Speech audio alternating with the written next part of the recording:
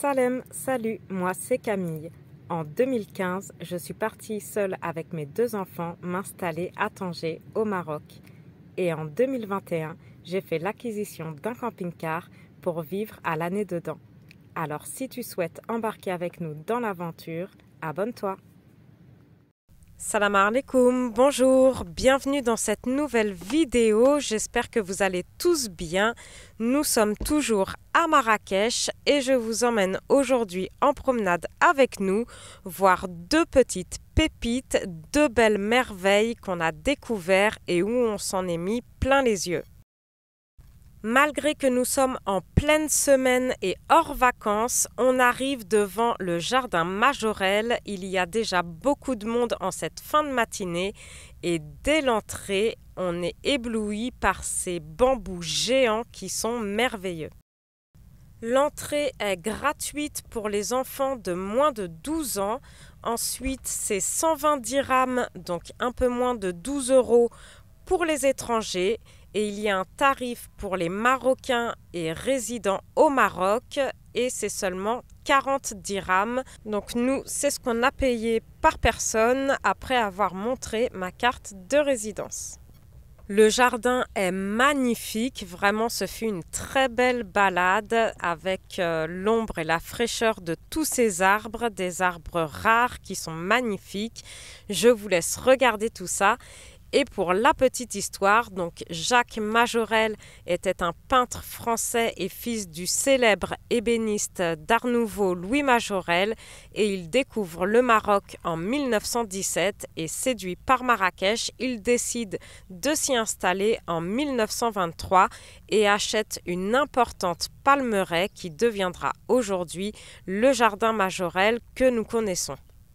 En 1931, il commande à l'architecte français Paul Sinoir un atelier de peinture de style art déco qu'il recouvrira du bleu Majorelle et autour duquel il crée une œuvre d'art vivante composée de plantes exotiques et d'espèces rares qu'il rapporte de ses voyages dans le monde entier. Et à partir de 1947, il décide d'ouvrir son jardin au public. Mais après sa disparition en 1962, le jardin est laissé à l'abandon et c'est en 1980 que Pierre Berger et Yves Saint Laurent font l'acquisition du jardin pour le sauver d'un projet immobilier et depuis, le jardin Majorelle a été restauré et sa collection végétale largement enrichie. Et dans l'atelier du peintre, on trouve aujourd'hui un musée dédié à la culture berbère, une librairie, un café et une boutique qui accueillent également le public du jardin. Après le décès d'Yves Saint Laurent en 2008, Pierre Berger fait don du jardin à la fondation Pierre Berger Yves Saint Laurent et c'est alors qu'est créée la fondation Jardin Majorelle. La Fondation Jardin Majorelle est une institution de droit marocain reconnue d'utilité publique et assure la sauvegarde et le fonctionnement du jardin grâce à ses propres ressources et ses bénéfices sont entièrement réinvestis au Maroc pour financer les actions culturelles, éducatives et sociales qu'elle soutient. Les ressources de la Fondation ont permis de financer la construction du musée berbère qui a ouvert ses portes en décembre 2011, ainsi que celle du musée Yves Saint Laurent situé à proximité du jardin et inauguré, lui, en octobre 2017.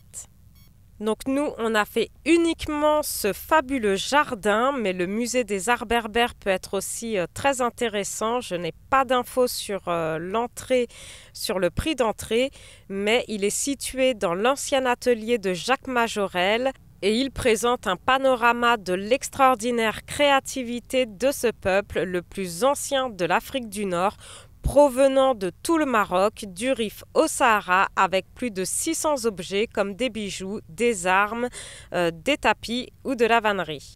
Donc c'est fini pour le jardin Majorelle et je vous emmène maintenant voir une autre petite merveille où on y a été quelques jours plus tard. Entre-temps, on a aussi été à la place Jemaa El Fna en soirée. Je vous ai déjà sorti la vidéo. N'hésitez pas à aller la voir si vous ne l'avez pas encore déjà vue. Je vous remets le lien juste en haut. Et pour aller voir cette deuxième petite merveille de Marrakech, on passe par la Médina et par ses portes, par ces belles arches. Alors avec le camping-car et la Capucine, c'était un peu stressant. Je ne le referai pas. Bon, c'est passé, nickel.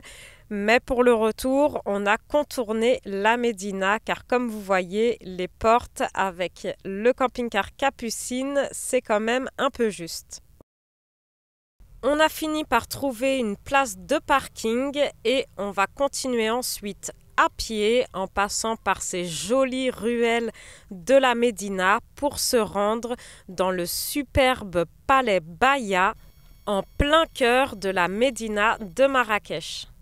Cette fois-ci encore, on y a été en pleine semaine et il y avait déjà beaucoup de monde. Alors j'imagine pas ce que c'est pendant les vacances et les week-ends. Préférez vraiment, si vous pouvez, y aller en semaine, de préférence même le matin. Nous, on y a été en début d'après-midi.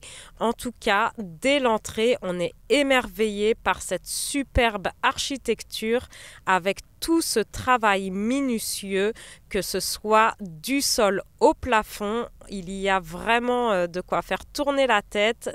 Prenez le temps de bien observer tous les détails. C'est vraiment magnifique.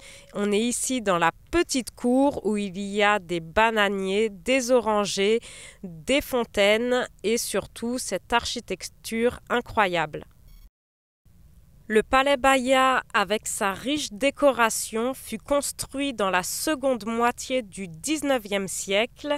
Là encore, il y a un tarif pour les Marocains et résidents au Maroc et un autre tarif pour les étrangers qui est de 70 dirhams par personne et pour les Marocains et résidents au Maroc, c'est seulement 10 dirhams.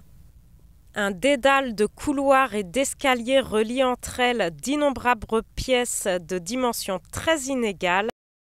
Le petit riad donne sur la salle du conseil, couverte d'un plafond en bois de cèdre, remarquable pour ses motifs peints et ses 3 soupiraux.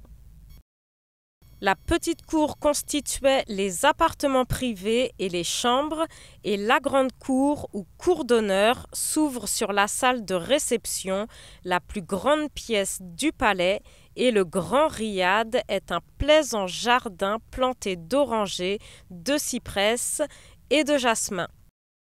Le pavillon privé possède un joli décor de bois peint et plâtre sculpté. Malgré le tourisme de masse à Marrakech, la ville conserve quand même son âme. Et d'ailleurs, il y a tellement d'avions, c'est un avion toutes les 5 minutes, plus de 60 avions par jour. Nous, on est garés proche de l'aéroport et d'ailleurs, ce fut pas facile de faire la voix off de cette vidéo puisque toutes les 5 minutes, à chaque avion, j'étais obligée de couper mon micro. Il y a énormément de sites historiques, de monuments à voir ici. On va pas tous les faire, on va en garder pour les prochaines fois si on revient, Inch'Allah. En tout cas, on ne regrette vraiment pas et on vous les conseille, ces 2 visites du jardin Majorelle et du Palais Baïa. Ce fut vraiment 2 superbes visites qu'on a beaucoup apprécié. J'espère que vous aussi. N'hésitez pas à liker si c'est le cas, à vous abonner si ce n'est pas encore fait, à commenter, ça fait toujours plaisir et je vous dis à bientôt pour la prochaine vidéo.